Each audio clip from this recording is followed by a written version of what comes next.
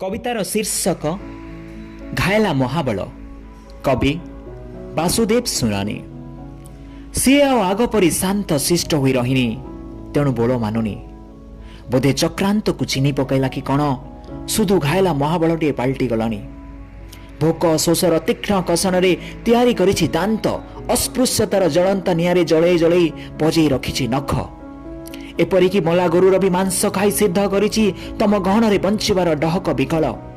सजाग रुह, सी एते उत्क्षिप्त जे एका ढोकरे भी पी दे पारे तम सामाजिक अत्याचार हांडी हांडी गरल।